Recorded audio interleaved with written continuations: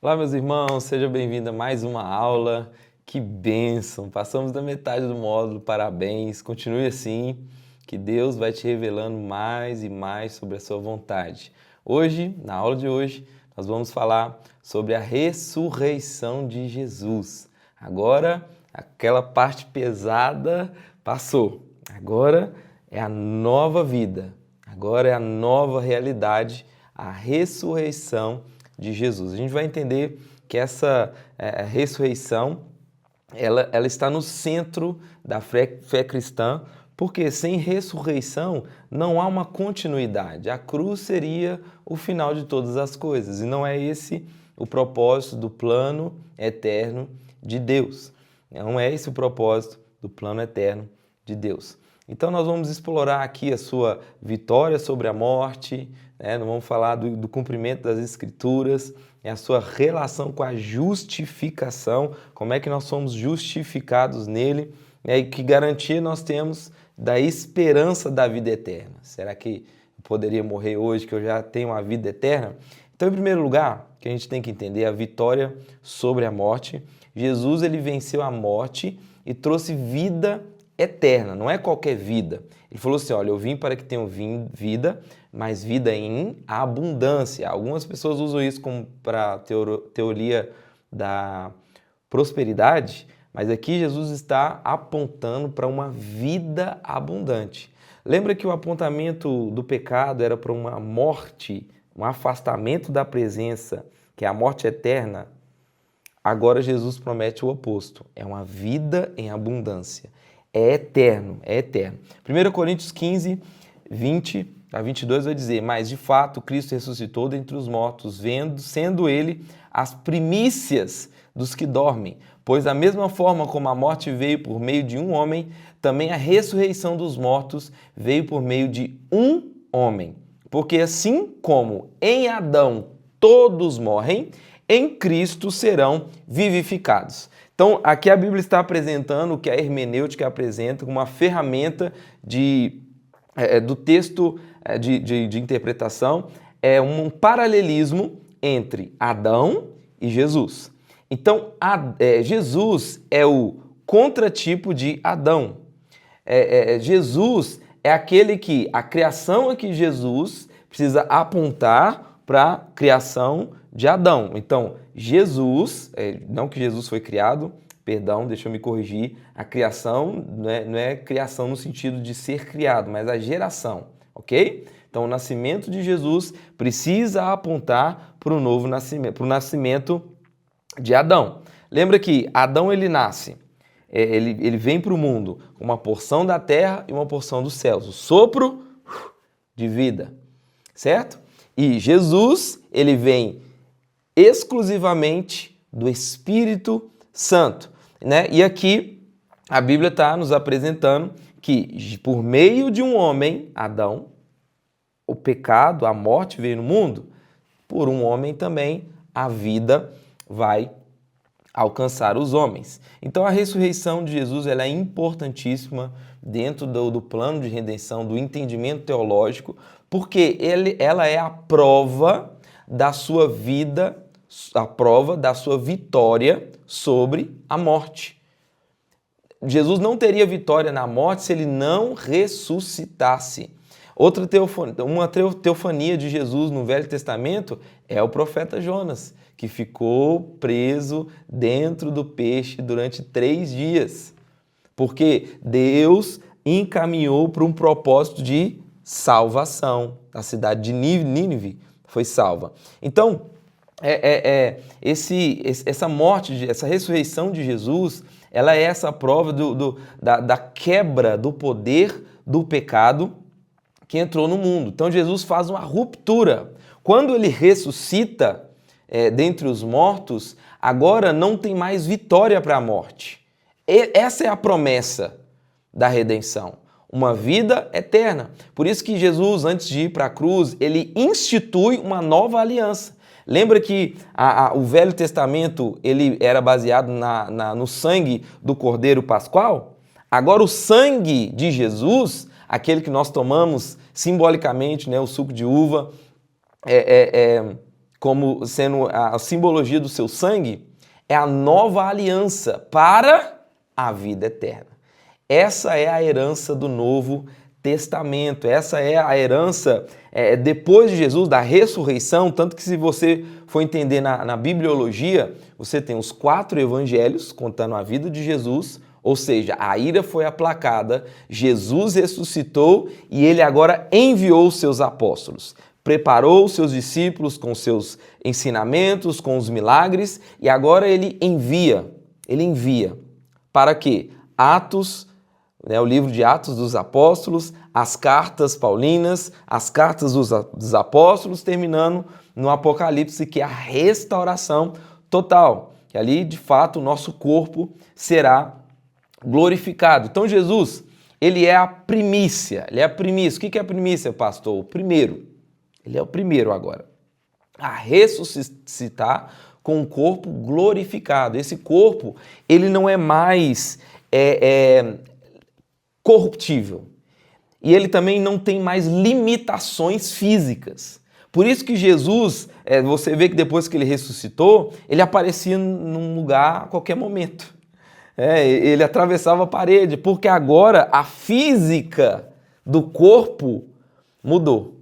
Agora a física do corpo, ela agora é revestida da incorruptibilidade.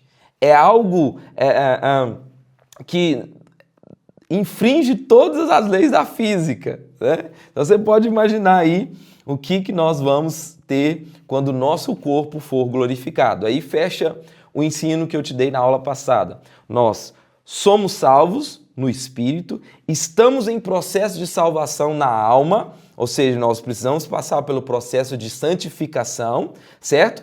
E no corpo nós seremos salvos, por quê? Vamos ter a glorificação na semelhança de Jesus. Então, a morte, agora, a partir da ressurreição de Jesus, ela não é mais o fim. Agora não existe mais aqueles que dormem.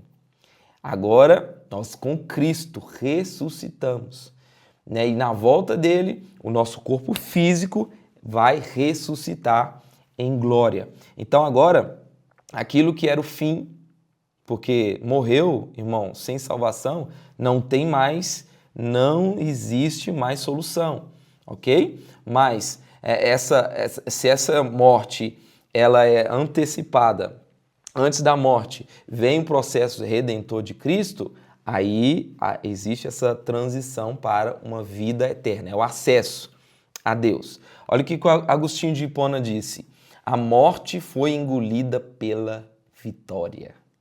E ao ressuscitar, Cristo venceu a morte para que nós pudéssemos também ser vencedores nela. Então, por mais que esse corpo aqui, eu e você temos esse corpo, tem uma data de validade, nós já somos conectados com o eterno. Então, por isso que a gente, os que nasceram de novo, não experimentam uma morte nesse sentido, tá ok? Então a gente pode viver sim confiante de que a morte já foi derrotada e que nada vai nos tirar a vida eterna.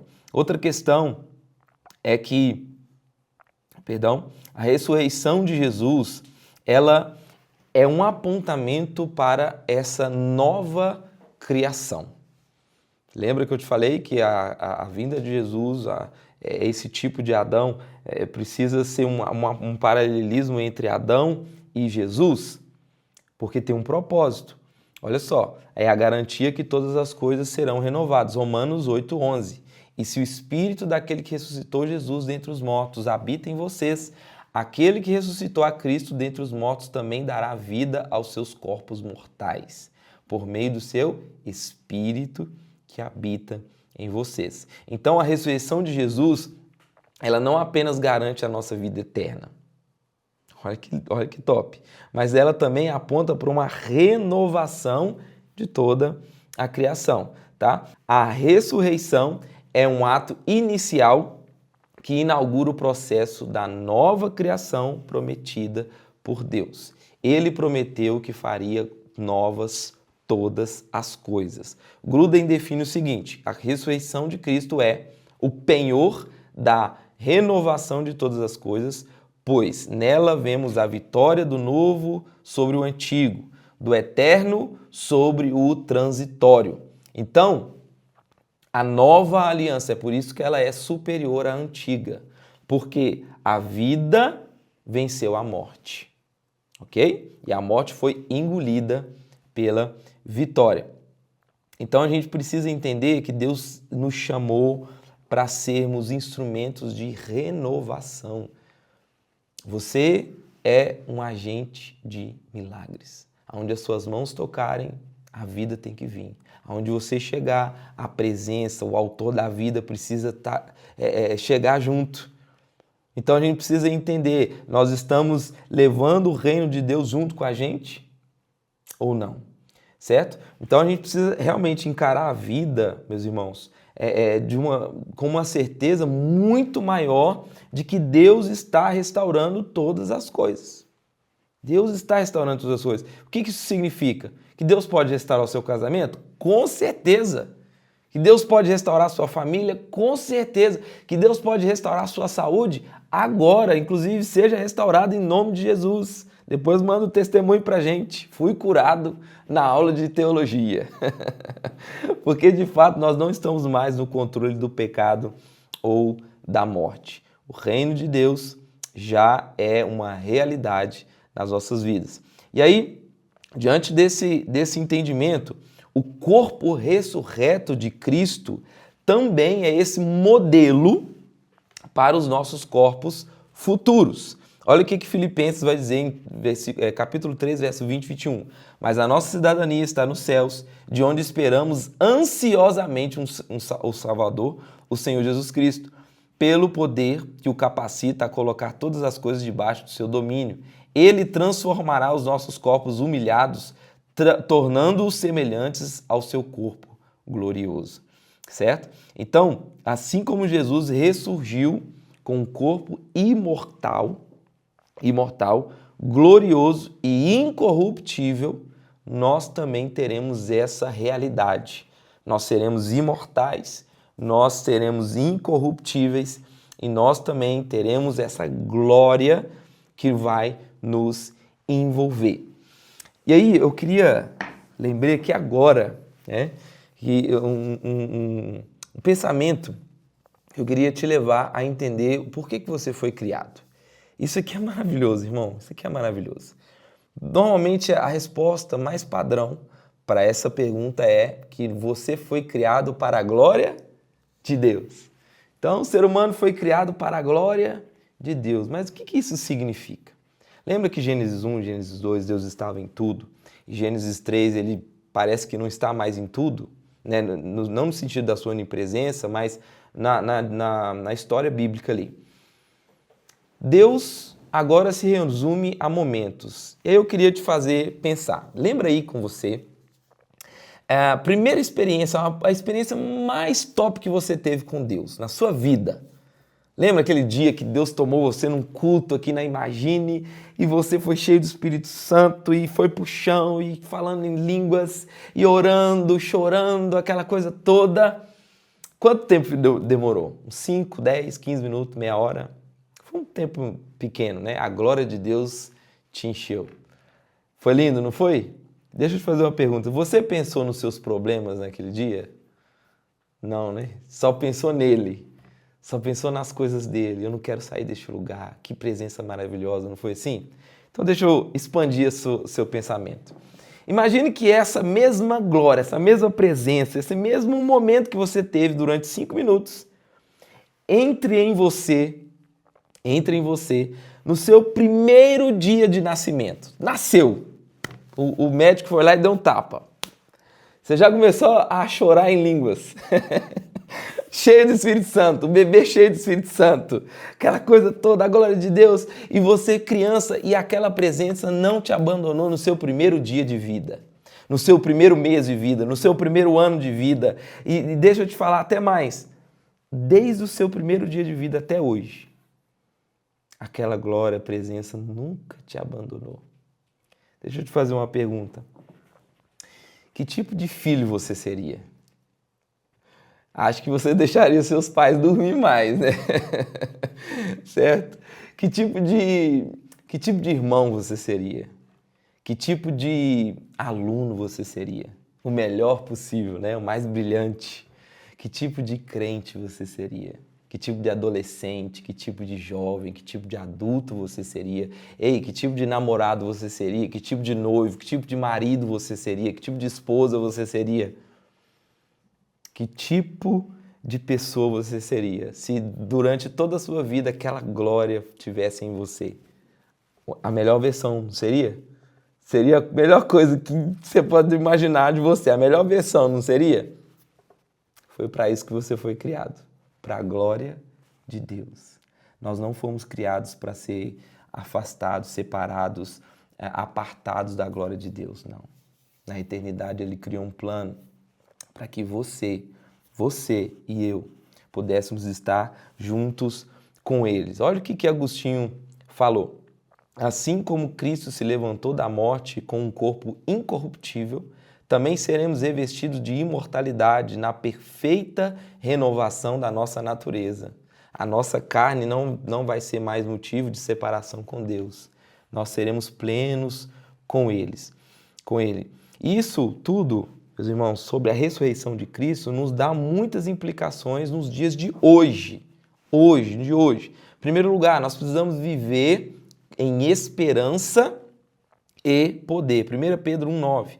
Bendito seja o Deus e Pai de nosso Senhor Jesus Cristo, em sua grande misericórdia, Ele nos regenerou para uma esperança viva, por meio da ressurreição de Jesus Cristo dentre os mortos.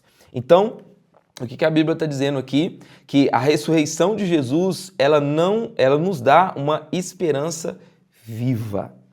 Não é uma filosofia de vida, não é um modo de viver, não, irmão, é a própria vida, verdadeira que entrou no nosso ser, certo? Então você precisa ter essa esperança.